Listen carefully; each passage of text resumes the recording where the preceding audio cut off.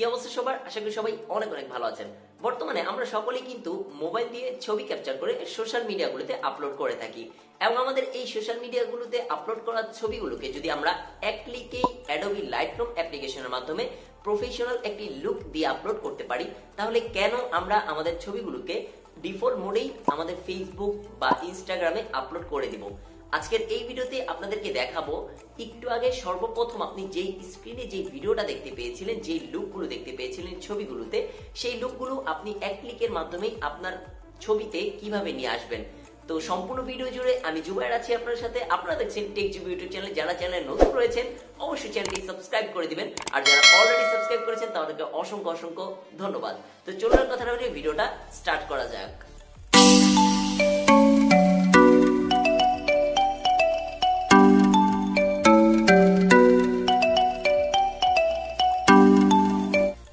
সর্বপ্রথম আপনাদেরকে একটি অ্যাপ্লিকেশন ডাউনলোড করতে হবে। অ্যাপ্লিকেশনের নাম হচ্ছে অ্যাডোবি লাইটরুম। আপনি যদি প্লে স্টোরে গিয়ে অ্যাডোবি লাইটরুম লিখে সার্চ করেন সেক্ষেত্রে আপনার সামনে অ্যাপ্লিকেশনটি চলে আসবে। অন্যথায় আপনি এই ভিডিওর ডিসক্রিপশনে আমি এই অ্যাপসটির লিঙ্ক দিয়ে দিব, সেখান থেকে ডাউনলোড করে নিতে পারেন। এবং এবার অ্যাপ্লিকেশনটি ডাউনলোড করা হয়ে গেলে এবার যদি আপনি ওপেন করেন, ওপেন করার পর দেখতে পারবেন আপনার সামনে এরকম একটি ইন্টারফেস চলে আসবে। এরকম ইন্টারফেস আসার পরে আপনাকে সিম্পলি আবার চলে যেতে হবে আমাদের ডিসক্রিপশন বক্সে, সেখান থেকে একটি ডিএনজি ফাইল আপনাকে ডাউনলোড করে নিতে হবে।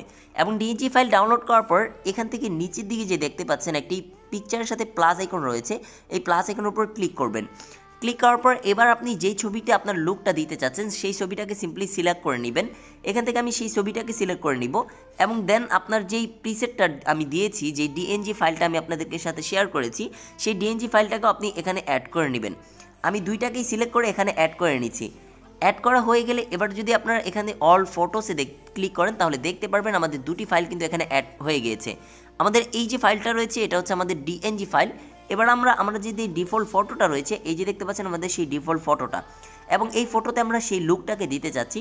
তার জন্য আমাদেরকে সিম্পলি চলে আসতে হবে আমাদের যেই ডিএনজি ফাইলটা রয়েছে সেই ডিএনজি ফাইলের উপর। ডিএনজি ফাইলে ক্লিক করার পর উপরের দিকে দেখতে পাচ্ছেন 3 ডট লাইন রয়েছে, এই 3 ডট লাইনের উপর ক্লিক করবেন। ক্লিক করার পর এখান থেকে কপি সেটিংসের উপর ক্লিক করবেন। ক্লিক করার পর উপরের দিকে দেখতে পাচ্ছেন টিক চিহ্ন রয়েছে, টিক চিহ্নের উপর ক্লিক করার সাথে সাথে সেটিংটা কপি হয়ে যাবে।